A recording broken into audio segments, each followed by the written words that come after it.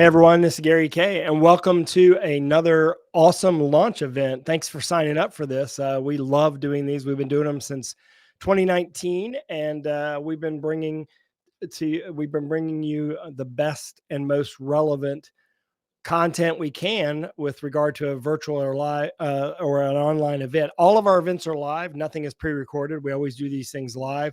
So it is right now 1 p.m. on the East Coast.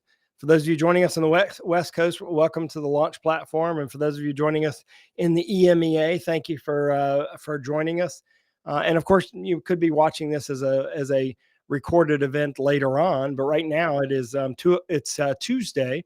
And I'm excited about this panel because number one, I love Xyte because they're doing something that nobody else is doing, which is trying to, basically bring us, begrudgingly in some cases to the cloud. I mean, some manufacturers have joined rapidly and have really embraced the cloud quickly. And some manufacturers are really slow to adopt. And it's really unfortunate. I wish the industry would accelerate. And that's kind of one of the things we're going to talk about today. But obviously, we're also going to talk about the stuff that Xyte's doing with regard to AI. They've really amped up their platform quite a bit, and I'm excited about that. But before we get started, we're going to have we're not only going to have the CEO of Xyte joining us. We're going to have a great panel of experts on today, and we're going to talk about how AI is sort of changing our industry, but also the potential of the cloud and AI, and sort of what it really means and what it really means to you. So that's what you're here for this launch event for, hopefully. And we've got some features. I want to make sure you understand how everything works. I mean, you have some options. It's to the right of me is a Q&A. That's where we have a moderated Q&A. So basically what that means is when you type in a question, it's going to go to the cloud, to some people in rAVe here at the rAVe agency who are going to moderate the content. So we have found that sometimes people ask the same question back to back. So we'll only show the question that, one time, but also we want to make sure that the content is relevant to what we're talking about. So that's where you put an immediate question. I'll actually see all of those even before the audience sees them. So I can ask those questions of the panelists. So if you have a question for the panelists, that's the quickest way to get it to me. I also want to mention to you right below this video window here is polling. We're going to ask you 7 poll questions during the hour, ultimately related to what we're talking about today. We want to know what the adoption cycle is. We also want to know what you're interested in with regard to this. That'll help us with some data. And then below that, we have networking. Networking is where you all are. You can see each other and you can communicate in the main networking window. And you could technically ask questions there. I want you to test out using it right now. Just pop in where you're from. Just tell me where you're from. I'm in Chapel Hill, North Carolina, obviously. But tell me where you are. I want to see where the farthest viewer is, how far away we find our audience here. And we find that integrators, design consultants, and end users typically join us for launch events. And of course, because a lot of our events are CTS certified, that also gives you a reason to join as well. This is a CTS certified 1 hour approved course. And you'll automatically get those CTS certifications. You don't have to sign anything. You don't have to register or anything. We'll take care of sending that to you. For those of you who are already CTS certified, we'll make sure that you get those credits. So without further ado, I want to bring on Omar, who's the president or CEO, I should say, of Xyte. Omar and I have known each other for a long time, actually. Back in the Crestron days we met. But what you're doing with Xyte is pretty awesome. And I kind of want to give you an update. I want you to give us an update on where you are right now, because 2 years ago, nobody had heard of you. Now, of course, everyone's talking about you, but you always stay ahead of the curve. And I know that, and the reason why we put this summit together is because of the timing of this is intentional because of what you're doing with AI. And I think it's important for the audience to know what you've done there, because it is substantial. I don't know of any other company in our industry that is doing something real as quickly as you are with AI. So if you could kind of give us an update, Omar, I appreciate it. Sure, Gary, thank you so much. Yeah. And it's great being here as always. And, I'm very excited for this third, cloud summit that we're doing together in the industry. And you said something for a while, people did not understand what we do. And I think I feel very confident about people not understanding what we do for quite a long time because it is so different. It is not another box we see in the industry. It's a completely new type of a platform, and it takes time to help the market understand and get there. But I'm super excited because, like you mentioned, in the last 2 years, and specifically in the last year, things have changed a lot, and we see the platform grow rapidly, and people finally understand what we do. And I had countless of conversation during last InfoCon with people coming to us and say, you know what, it's the second, third, fourth time I'm coming to the Xyte booth, and now I finally understand what you guys do, and that's exactly where we want to be. And one of the benefits of being a software company is how fast we can innovate, and how fast we can change, and how fast we move, and how fast we can help our partners and customers in the industry to do the same. And like you said, when we started the company, we call those devices, the AV devices, and other devices around us, intelligent devices. But recently, and I'm happy to share a quick deck with you, they were giving a name, and that name of physical AI. Now, I don't know if you can see my deck, but if not, let's pop it up. There's some really exciting stuff. And as you mentioned, think about it. We are, and I'm talking even beyond the AV industry, we are going through some of the, or probably the most exciting technology revolution, ever, right? But yet, when you think about it, all the physical devices around us, they're completely disconnected. All the AV devices in the classes you teach, right? In the classes we all go to learn, in the offices around us, in our home offices and so on, they're completely disconnected from that revolution.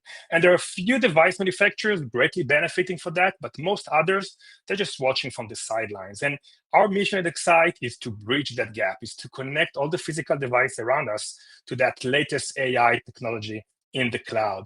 And one company that I always like to use as a reference who really perfected the model is obviously Tesla. Right? When you think about it, Tesla cars are always connected, always up to date. You can buy additional premium AI-based features.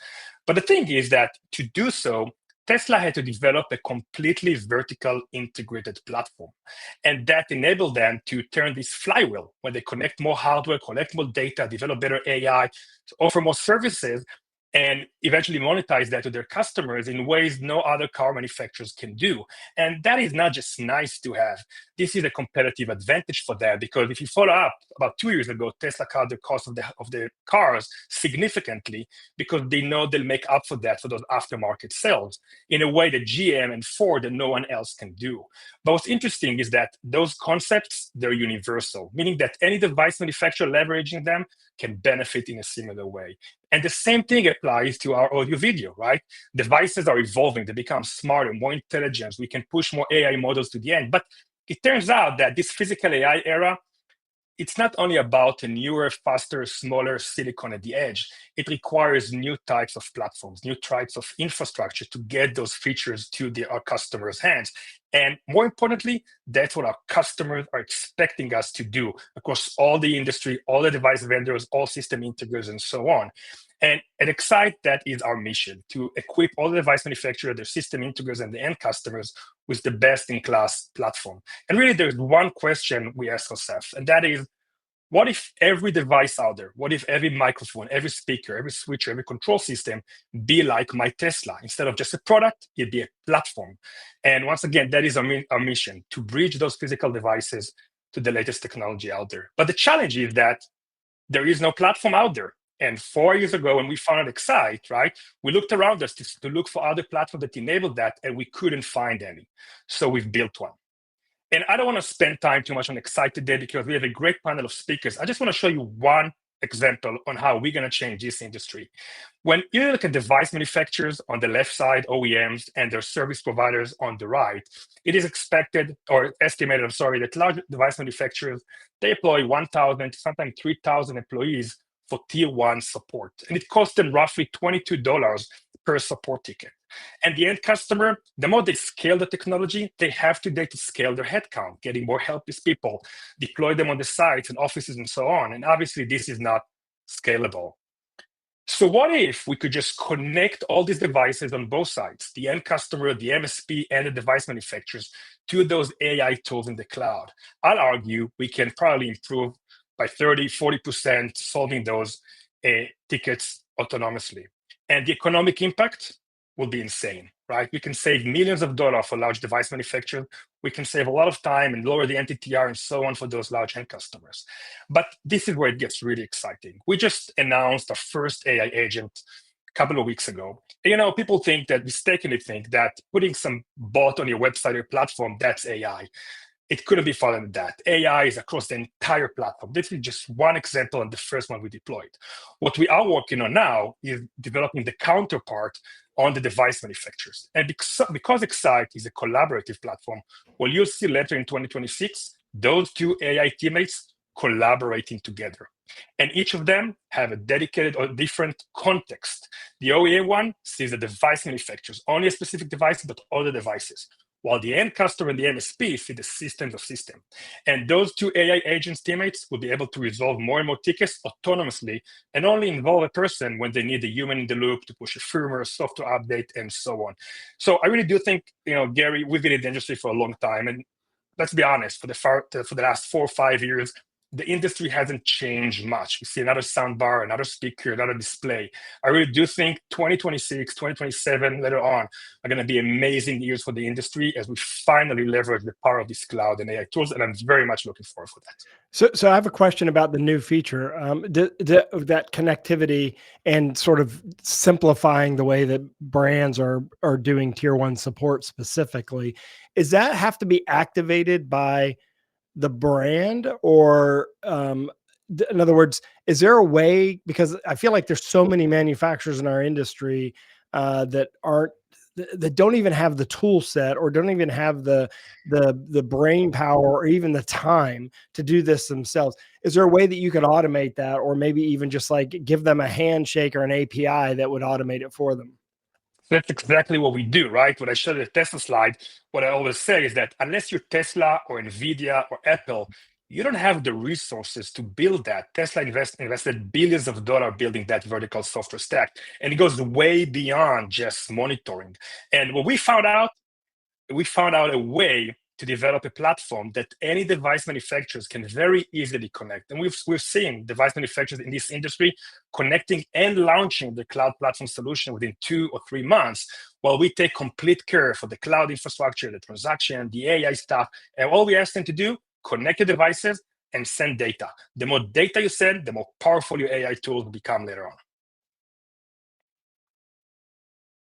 That's awesome. I think that they're going to need your help. They're going to need your help to sort of automate that as much as possible to get traction. I mean, some of the big brands like Shure, they're gonna get this and they're gonna do it because they've already built their own cloud platform, right? They've got Shure Cloud. But a lot of companies don't really even know, like, what would we offer on the cloud and how would we offer it? I think you're going to have to sort of like hold their hand and then even automate that process for them. So it's good that you're doing that. I think your analogy is really good, but at the same time, it's not as simple. Like with Tesla, for example, even they have run into issues with regard to, like, for example, getting CarPlay onto a Tesla, right? They had to decide, like, do they use that? Do they not use it? Do they embrace it? And then Apple has to decide there. I think in our case, the industry is going to benefit from this unified platform, and the sooner the better. So I want to bring on our guests, and we're going to come back to you at the end because I imagine there's going to be some questions specifically around the platform. I'll make those notes, but I want to bring on the rest of our panel because I want to make sure that you have a chance to hear from every kind of customer that every kind of company that we're talking about here. We've got manufacturers represented, we've got end users represented, and we've got the cloud represented, and even an investor in Xyte represented in a way here. And I think we've got a unique panel. And I want to first off thank all of you for joining the panel. And I'm going to ask you each to introduce yourselves, starting with Avi, because you're right there in the top middle next to me. So Avi, do you mind introducing yourself? And you're kind of in a unique position. Sure, absolutely. Yeah, thanks, Gary. Hi, everyone. My name is Avi Bharadwaj. Excited to be here. I'm an investment partner or director at Intel Capital, which is Intel's venture arm. Super excited to be investors in Xyte, so work very closely with Omer as well. So as part of this role, what I do is I typically invest in AI native companies in areas that are strategically important for Intel. So as part of that, we've invested in a number of companies up and down the stack, all the way from application layer companies down into infrastructure companies. So obviously you see something big here, because the Intel, I imagine a company like Intel Capital is not going to invest in a small operation. You see a lot of potential in this, in the direction that with Omer's vision. Okay, so I want to go to Sam next. Sam, by the way, I'm using your mic. I don't know if you saw this or not. I see it, Gary. You sound great, by the way. I do sound good. I love this mic. In fact, I have probably sold more mics for sure in the last couple of years than any person indirectly, right? Because so many people ask me about this mic and ask me how, how did I get it purple and all. So yeah, thank you very much. I love this mic, and yeah, introduce yourself. Thanks. Well, we appreciate it, by the way. And yep, and it's a great color. So my name is Sam Sabet. I'm CTO at Shure. I've been with Shure for about 3 years now. I've been in the industry for a little over a decade and a half or so. Really excited to be here with you. I think this is a very important topic that we should be talking about, and bringing the whole industry together to be able to come to a common understanding of how we move forward in this. So thanks again for having me. Yeah, thank you. I appreciate it. Pratik, I'm going to go to you next. Okay, thank you. Good to firstly meet all of you here. I'm very excited. Very important topic. I think I've recently dealt with this topic at Dell as well. Just a little brief background, almost a decade and a half in the space of AI.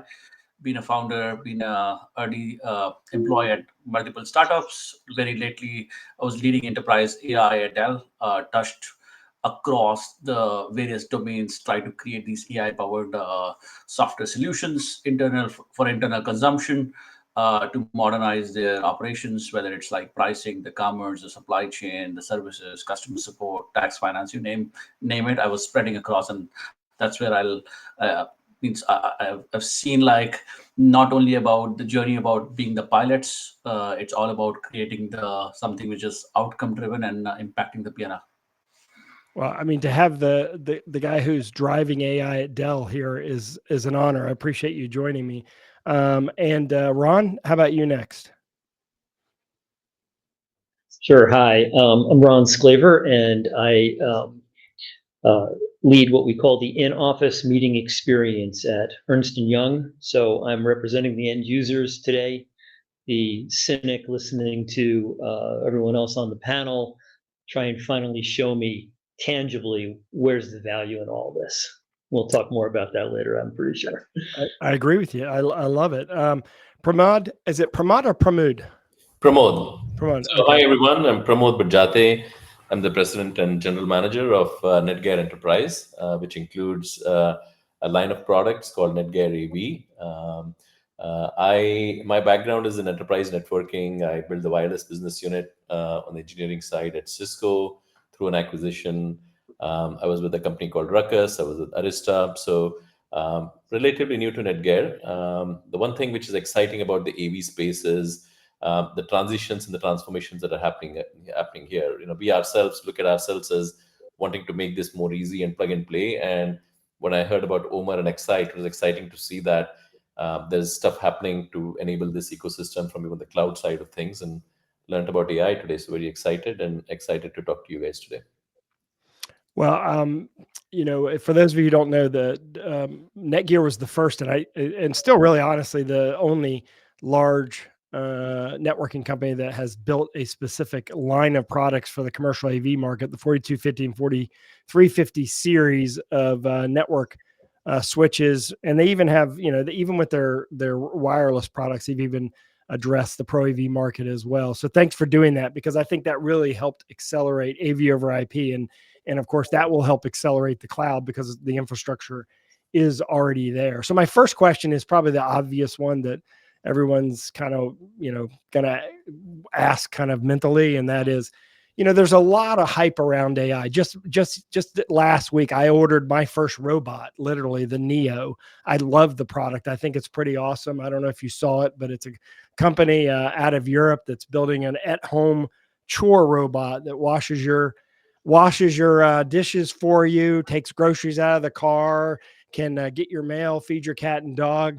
I literally ordered it. I fell in love with the product. Now, question is when I'll get it, but it's AI driven. It's pretty kind of cool. So some stuff is kind of obvious. Like we're seeing, all of us are using something like ChatGPT that's making us sound better when we write things, and it's also giving us pretty cool insights, allowing us to collaborate kind of a little bit more freely.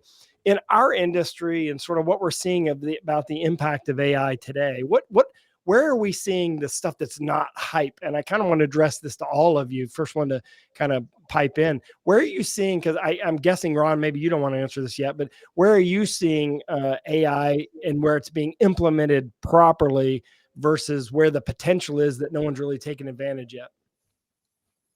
I can go first. So we have, like many of you, I'm sure, an AI transformation team. We are looking at opportunities within the company where we can apply AI. The places where I've seen immediate returns is one, my software engineering team. We are using AI, and I'm seeing productivity gains of north of 50%. Both in testing and development, design, all of that. Support. One of the slides I think Omer showed earlier is about the opportunity to be able to deflect level 1 support, right? So we also are seeing those type of opportunities to deflect level 1 while improving the customer experience. Also leveraging it in marketing, where we haven't seen it as much, but there's opportunity for us to do more is on the sales side in terms of interactions, those inside sales and all of that. But both in terms of operationally in the company and in terms of how we are incorporating it into our own products itself, we see huge opportunities. It's real. Obviously, like any technology, there's going to be hype. I'm sure there is hype, but the benefits are real. Sam, obviously, I think, I could be wrong, the first place I actually saw practical application AI from a hardware standpoint was the way you're handling the microphone in the MXA series, the audio, the mic pickup, and the way that you're able to discern the difference between human voices and other sounds. And maybe that's not totally AI, but it has some AI elements to it.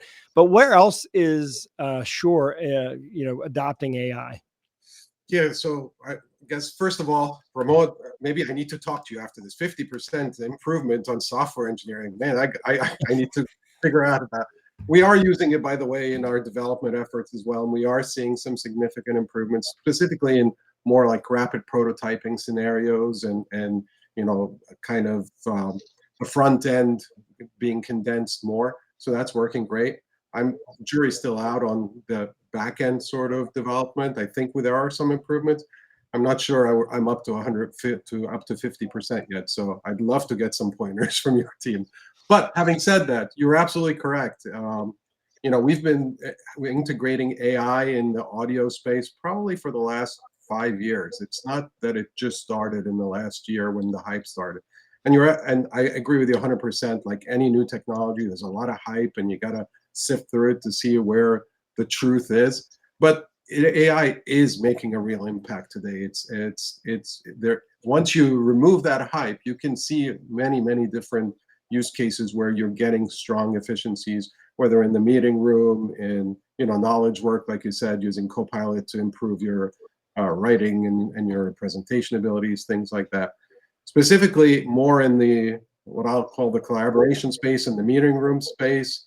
AI helps us with denoising, with change deverb in a room. So basically eliminating the sounds you don't want and amplifying the sounds that you do want. And we've been doing that for a while, and it's just getting better and better on the platforms that we use today, like IntelliMix Rooms and then new IntelliMix Room kits that have just been introduced. I think the goal and where it adds a lot more value is really around adaptability, being able to adapt to the environment without the user having to think about how do I configure this space. And one thing we see today is definitely that space is changing constantly, right? We have to be flexible, we have to auto-tune and adapt over time, and that's where AI is making a huge difference. Now, not just in audio, to be fair, again, with room kits in general, you want to be able to integrate video and audio in that space. And to your point with MXA systems, for example, being able to do more accurate speaker tracking and the ability to know where audio is coming from and integrate that both on the video side and the audio side. That's where the great power of AI at the endpoints is today. And by the way, at IBC last month, you guys introduced something that's really cool, and that is taking like an MXA kind of product and putting it in the product that they hold on the side of football fields and athletic fields in general to get better audio and actually be able to pick up the audible play calling and details on the field. It is amazing. And I know that's not necessarily directly related to our industry, but the technology itself, what you're doing there is pretty awesome. I should also mention that Rolf Heberle is our guest the farthest away. He's in Switzerland. So thanks for joining us, Rolf, for today's session. I want to address this next question to Avi and Pratik. You as investors, you have to predict where markets are headed, 5 or more years out. Based on your experience and perspective, where do you see AI going? Is it overhyped? Is it really going to change our lives? Is it really going to put us out of business, out of work? I mean, where is this really actually heading? I'll start with you, Avi. Sure. Yeah. So I think the short answer is I don't believe that it's overhyped. I definitely do believe that it will completely transform the way we work and we live 5-10 years out for sure.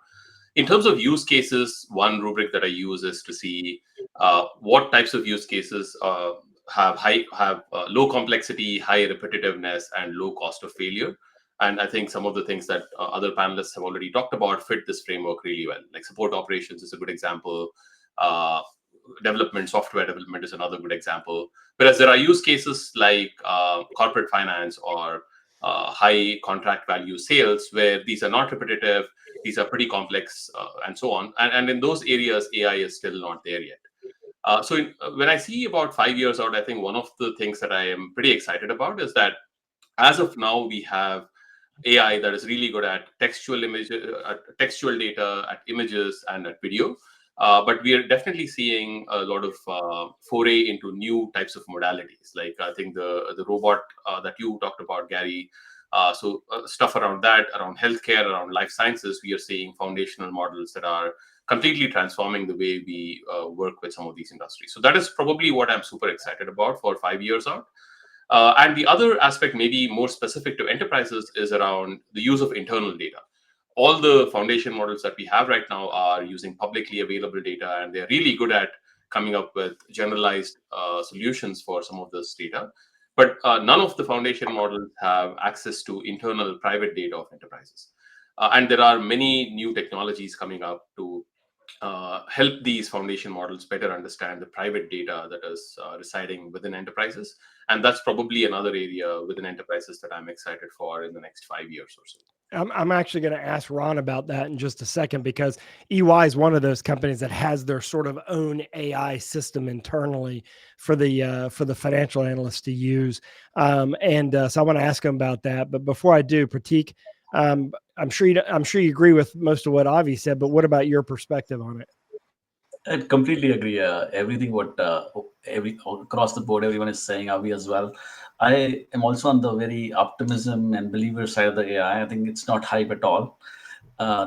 We need to rethink about enterprises. I also believe that the legacy enterprises need to transform really fast. The new enterprises which people are going to create, they will be AI first. You don't need a lot of operational heaviness. You will be innovating with customers, like telemetry, as some of the people talked about. Like you'll be able to listen how people are using their devices in real time, use that information, one, to resolve the cost and all that. The other, also leverage those insights to create your next innovation. All that was like kind of like very slow moving cycle, but now that will be again. So I do also want to share one perspective, that it's not only about software engineering and these functions. Even the hard and complex domain, I think we all talked about, like pricing, like the complex deal structure. I think they will not get fully automated, but a lot of that is also getting leverage and insights being constructed by the AI and presented so that decision making can be faster. So you have to think about if a decision used to take 9 months, can it take like 2 days, or like radically transform? And that decision journey need to be accelerated and automated using AI. So completely aligned with everyone here. It's not at all a hype. There's a lot of value. Just to give a perspective, I was talking to some of the folks, like large enterprises are still like, there are companies who are doing like RPA and millions of dollars of revenue. They still have to travel the journey towards AI. So there's a lot of value yet to be created in enterprise space. Ron, I want to go to you because I kind of alluded to what some of the big financial companies are doing, because you have exactly what Avi is describing, which is like a private AI system that's only leveraging data that is only available to you, and it really gives your analysts an advantage because they can match products with the customer much quicker. Like you could do that before, like Pratik said, but instead of it taking a couple of days to get the right match, it can be done instantaneously and tell you. This is related to what Omer's talking about, because ultimately that's how service is going to work. Like everyone doesn't provide service the same way because their products aren't the same. Every product works differently, and that customization and the ability to leverage and leverage that data specific to that organization, I think is what Omer's talking about, is the magic of where they're going with this, because it's going to be able to use a platform that is universal, that it'll be able to customize specifically for your application and solve your problem for the customer. And if the customer problem is the key here, right? Ron, tell us how you're using it outside of that sort of like private area. Sure. So offline, you'll have to tell me how you knew about our internal AI, but okay. Well, I have students that work there that tell me about how you guys are using AI. How's that?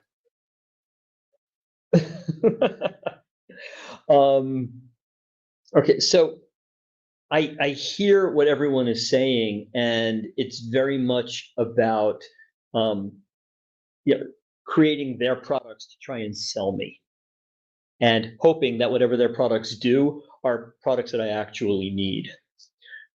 And Pratik was talking at a higher level, not necessarily AV. From the AV perspective, the internal collaboration driving value for our clients' perspective, I think the question is more around workplace experience. And so we are using internal data right now to understand not just what are people using our spaces for, but what are they doing in those spaces, and for how long are they doing it? Because if we see a trend like, gee, everybody's trying to do this and they give up after 10 minutes, it's telling us something.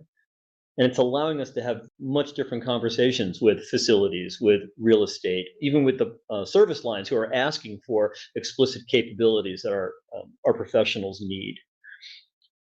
So it's nice listening to everyone talking about, wow, software engineering is going to speed my time to market. I'm still working on great, but when you get to market, what is it you're really going to be selling me? Every camera manufacturer. I'm sorry, go ahead. Yeah, sorry. But I think what Omer's saying is that if that data is shared to the brands, they're going to build you better products. They're going to build you products, and they don't have that data right now. And unless they have your brain, Ron, which you're busy, then they don't have it, because you're the one who's aggregating it through experience. If we actually had it through data and you were able to share, you could even decide which pieces of data to share, things that are only network based to Netgear, things that are only video based to, a display company, audio based to Shure, so on and so forth. I think that's what Omer's getting at, is that customized data, without giving the data away, it's telling them what to build.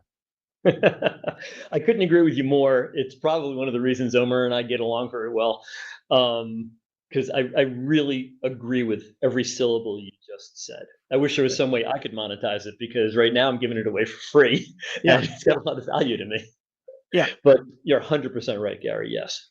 Okay, so Pramod, I want to ask you a question with regard to Netgear, because obviously there's an issue here that we have in our industry that we can't overlook.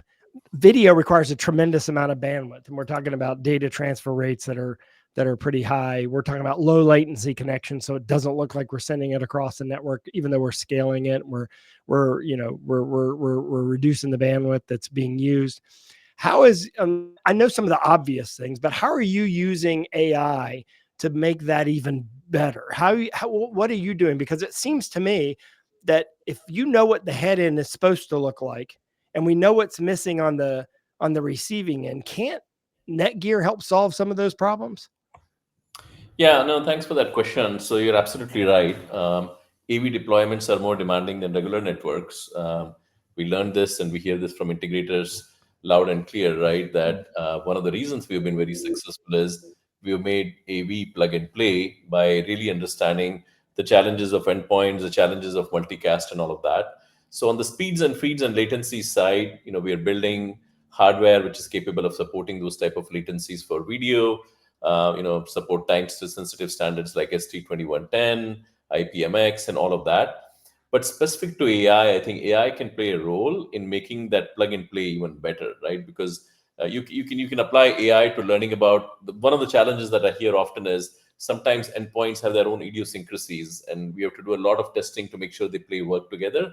But with AI, you can be learning of those type of idiosyncrasies and adapting to them based on the knowledge base that you're building over a period of time. Automatically. And so the idea is, and I think the previous discussion about data and telemetry is very important, and building those type of interfaces in your switches and in your network devices so that the telemetry is being used to then learn and and adapt from that is going to be important.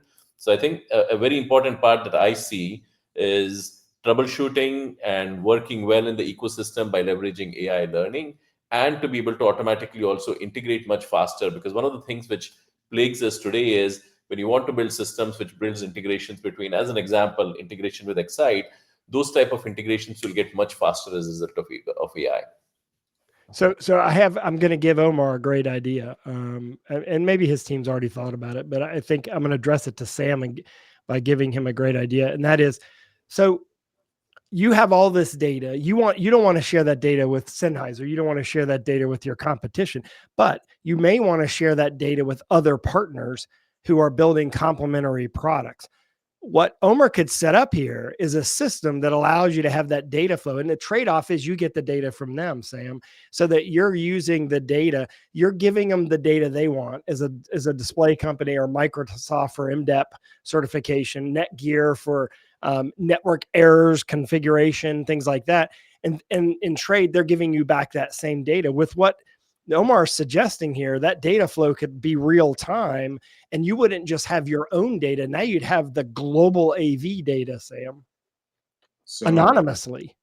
Agreed. So Omar can be basically the clearinghouse for all data. Yeah, I mean, that I really see. That's why I look at this. This is why I think this is important to our industry, because we have these silos. And the silos aren't going to disappear. The ecosystems are still going to be there, but we can provide, using Pramud's industry, we can provide bridges, right, to these silos so that we can get that data across so that we can build better products. Gary, can I jump in for a half a second? Please, yeah. You're 100% right. This is going to reinforce ecosystems.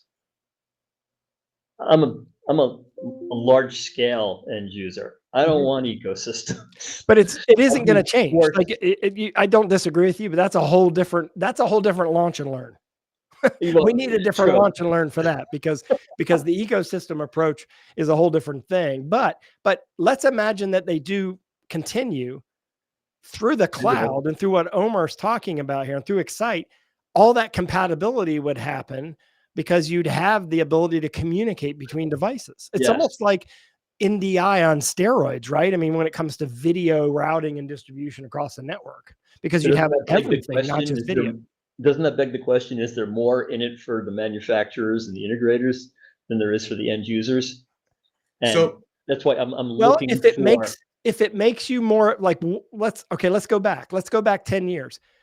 How hard was it to make a video call 10 years ago versus now? The reason why it's easier now is because of what the end users demanded, and the data we got from the end users is that this ISDN thing ain't working and we got to do it a different way. So the acceleration, digital transformation, acceleration of that data is only going to make your job easier. You're going to get better products. Here's the open book. Yeah. So can I address that with a, so there's a couple of things that we need. So ecosystems themselves are not bad. It's interoperability of ecosystems that I think where Ron wants to go. Absolutely. And I'm sure everybody on the panel and a lot of the audience is aware of, for example, our OpenAV Clouds initiative that we've started and I chair the technical working group for that initiative. And, you know, our main goal is really to get everybody speaking the same language, delivering at least a fundamental set of operations that then allows us to interoperate, to your point, Ron, so that the end user gets what they want when everything comes together. Now, that doesn't stop manufacturers from continuing to differentiate and create more value in their individual ecosystems. But yeah, you're absolutely right. The day-to-day work needs to be combined at a level where we can interoperate. The second thing, and maybe I'm jumping a little ahead here, but I'm bringing it back to AI. Gary, I'm glad you mentioned the IBC show a couple of months ago. One of the things we demoed there as part of a IBC accelerators in partnership with Google and a couple of other manufacturers and vendors was this idea of a multi-agent system, right? With an orchestrator agent on top that basically all the end user really has to do is say, hey, I need help in my system. And it's up to the orchestrator agent to send it to the appropriate agent for each of our different ecosystems, if you will. I don't want to call them silos because I really don't think they're siloed. No, but you're driving towards interoperability now, so that's a good thing. Right. So Ron, think about this. Use, right? Yeah, think about this. You now don't have to provide support. The support is being provided anonymously through the brand for the product that actually has the problem in the system. By the way, because Netgear knows which problem is problematic, the support call goes to the right brand, even though you don't know what the problem is. It isn't simply like the screen is blank. Now you've actually got data saying, here's exactly what the problem is. Let's connect you to Sony right now because this monitor is having an issue, and it goes straight. This is why I think what Omer's talking about, what Xyte's talking about, is a big deal. I think that what Omer's trying to do is trying to explain why you need it, but he can't even explain what we're talking about right now to the end users, because the end users, this is to me, this is like Steve Jobs explaining the iPad, because no one understands they need it. Everyone's like, it's a big phone that doesn't make phone calls. They didn't realize, wait a minute, this thing can be used cross-platform, replace the laptop, blah, blah. It's the same kind of thing. Like, he's trying to explain it with applications that you know you need, even though the applications you don't know you need are bigger. Yep. Right. And to you, it's just a pain point. What Sam is suggesting is now the pain point is solved by the brand instantaneously through this network where that call's routed. I'm dumbing it down to the call. Go across brands, I'm with you. Yeah. Okay. Good. All right. So now, for the whole panel, whoever wants to answer this question, there's a tremendous amount of money being funneled into AI. Like, you read about it every day. But it's interestingly enough, it's the big equalizer. Small companies are now starting up that have a lot of power. It's almost like the beginning of .com in a way. It's, of course, been compared to that, but it's in the sense that people can jump in AI, and there's a lot of opportunities here. But what are the trade-offs of sort of like, AI living in the cloud? I guess, Pramod, you would be a great person to talk about that, because, it living in the cloud versus being on the edge are two totally different things with regard to bandwidth. And what are the trade-offs and benefits of that? Yeah. My view is, obviously, if you require high latency, high response time, those types of video, then you need to be at the edge. But to really do AI properly, you need data, and a lot of that data that you're relying on will be in the cloud. So I think a majority of applications, as I see it, will be cloud-driven AI, but there will be applications, in the narrower context of what a device needs to do, that will probably be closer to the edge for those latency concerns. Okay, good. Okay, let's talk about adoption. Many AV and IT teams are under pressure right now from leadership to adopt AI, and they don't even know how. They're just being told, we need to rapidly move into AI, but without any direction as to how to go into AI. Figure it out on your own. Sometimes it's for cost savings, sometimes it's for efficiency, sometimes it's actually for innovation. But how is AI, we know about ChatGPT, but how is AI changing day-to-day work for IT and AV teams now versus how you see it in the future? Who wants to take that first? Yeah, I got one bullet point, if I may, on it. Go ahead. I love the idea that AI can periodically look at my estate, notice, oh, out-of-date firmware, or somebody screwed around with the configuration on this device or what have you, and just fix it, take care of it. I don't even have to know it happened. Yeah, I mean, that's possible, right? Because if everything's connected to the network, that is possible. That's a good application. That's very possible. Sam, it looked like you were going to start. Yeah, well, actually, so to Ron's point, I think that, AI is, especially with the amount of data that all of the endpoints can deliver up, is really well suited for analytics and insights, right? I mean, that really is that it shortens the decision-making time frame from days, weeks to minutes, and that's absolutely something we need to do. But to your point about, how do we this pressure to adopt AI in the IT teams and AV teams, it's true. I mean, everybody's looking for efficiencies, and this is the biggest enabler for efficiencies we've seen in a really long time.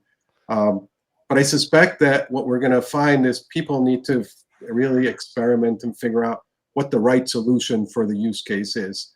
This idea that we're going to have a Swiss Army knife of an AI tool that will just work for everybody is a little bit complicated, and I'm not sure is the right approach. They're purpose-driven AI tools are really where you're going to get the biggest bang for your buck, and you need to be able to create a space where these teams can experiment and iterate and fail fast, learn, and continue to adopt better and better tools. And I think to do that, you need to be able to invest in the right infrastructure, and then create a safe space where you can continuously try out different tools that work for your teams.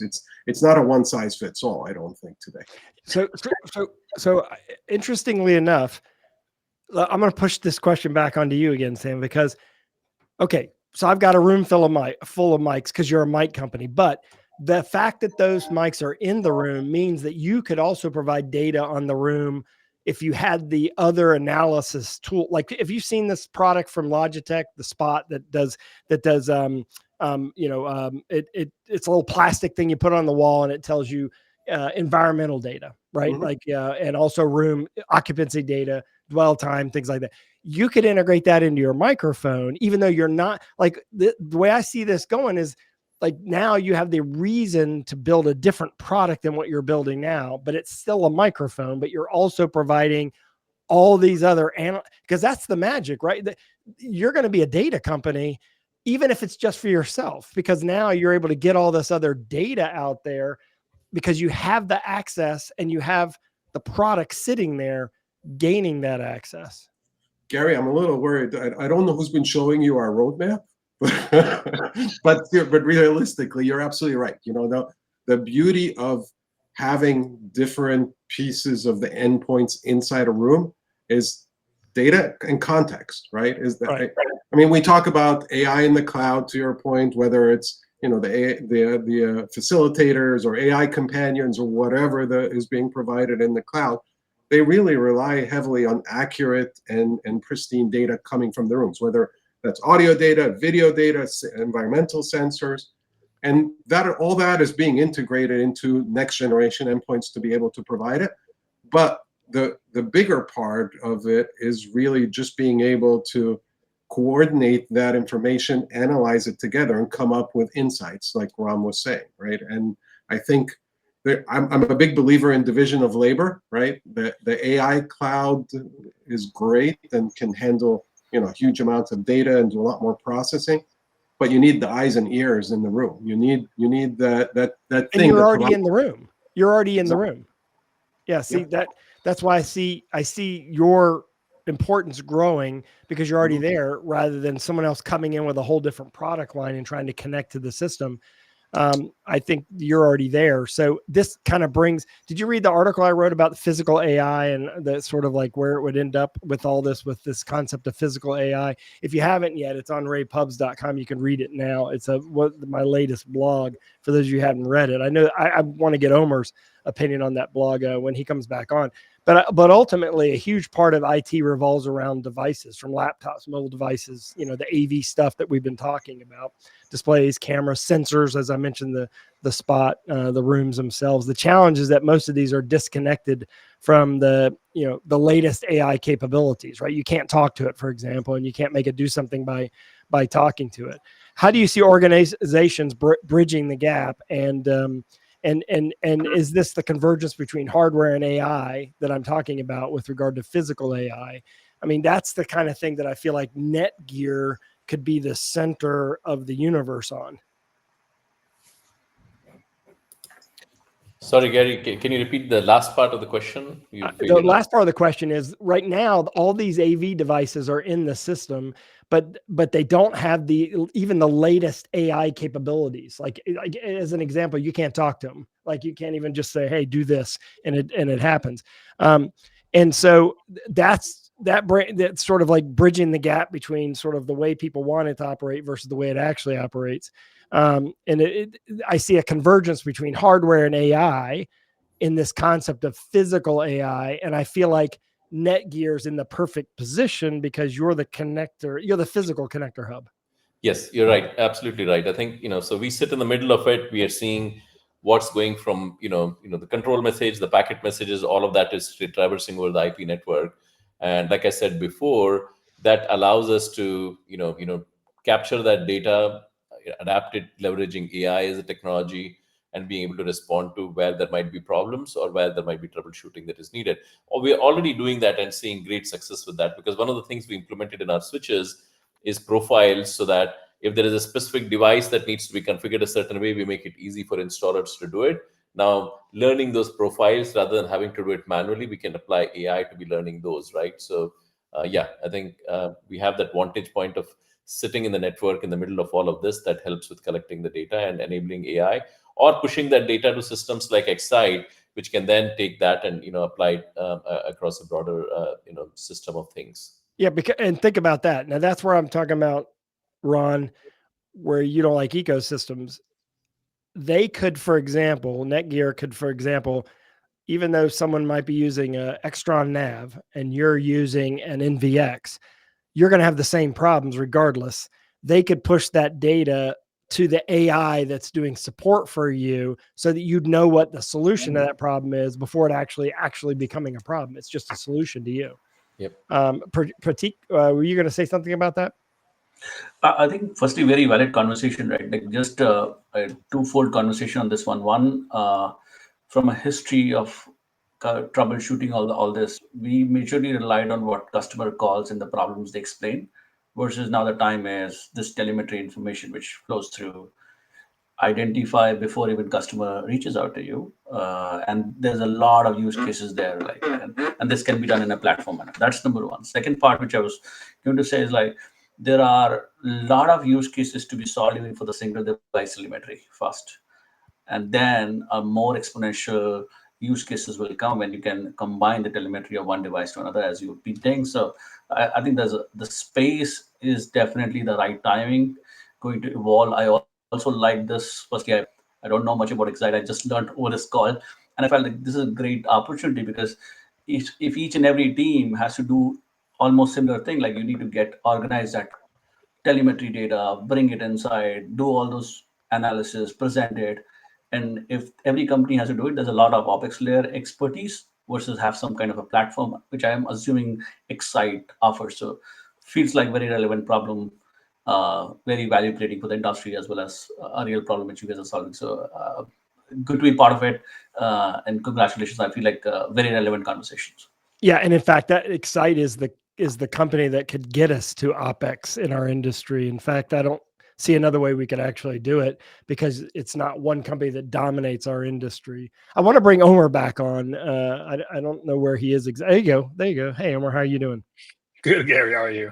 I want to, we don't have much time here, and I want to, we've been talking about a lot of different things here, and maybe I'm pushing you too far into the future by challenging you with this sort of like this data concept that would solve Ron's problem. But I feel like that's a big sort of AI breakthrough for the AV industry. Well, first thing first, not at all, right? Those are some of the things we're working on today. And, I think it is, I gotta say, a bit frustrating, but also such a great pleasure kind of being on backstage and listening to this great panel. So I could actually take some notes and some really great conversation. And, one of the things that came very clear to me immediately as you started, other than just being a great speaker, think about it. We have Avi from a chip manufacturer, right? Pratik from a compute manufacturer, and then Pramod from the networking, just going to connect all these devices. Sam for the peripherals and microphone that are, leveraging all those layers below. Ron is the end customer, right? And then Xyte is the software platform that kind of connect and glues all of that together. And I think to me, that made this conversation such a fascinating one because we had so many different perspectives.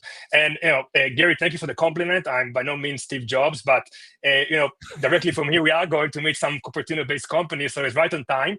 But look, there's some really great stuff that came up with this conversation. I think the data point, absolutely, AI is useless without data, is useless without context, right? And all the devices, and I agree with Sam, they're not siloed solution, but every device, every vendor connect a specific type of data. They're installed in specific type of spaces. But what Ron really wants to get is the occupancy, the information coming from maybe Shure microphone, maybe some displays, but also from just regular occupancy sensors in the open space. And they'd like to be able to merge all of that so they can make insightful decisions based on that. And I think, Gary, you mentioned something about the data. Once again, I think every company today is a data company, right? That will enable Sam and Pratik's company and everyone else develop better products that will better fit Ron use cases. And that's exactly what you pointed out. And I completely agree with the guys also. AI is not a hype at all. It is here for AV. And in fact, the best signal is our customers are constantly asking for. We've visited some San Francisco-based companies. These companies, they live and breathe AI every day. And the number one thing they ask us is to connect all of their assets on the network that Netgear are connected to their AI agents they already have today in the cloud. And they need our help. And to do so, we need to work together. That's a whole different conversation about OpenAV, which we're not open now. But we need to be able to integrate Shure's cloud into Xyte, into Ron's now AI-powered tech stack in the cloud. And maybe one last comment, and we are already working on that, and hopefully we'll show some of that even before ISC, which I think ISC this year in InfoComm going to be incredible. Pramod mentioned something about these telemetries. Think about it. Those telemetries, they're going nowhere. The majority, 99% of them, they're going nowhere. And what we do at Xyte, going back to the data point, we collect all this telemetry and we fuse them with documentation that we work with our OEM vendors today to bring to the cloud as well. So the next time that Ron's team has a question, we can fuse the data, the real-time data from the devices with all the documentation and online help articles and so on, and help his team better solve the problem.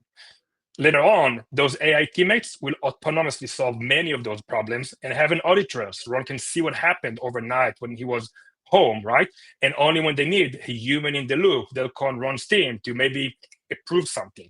And those are exactly the kind of things we're developing for the ecosystem, for the device manufacturers, the system integrator, turning managed service providers, and for the large and other end customers as well.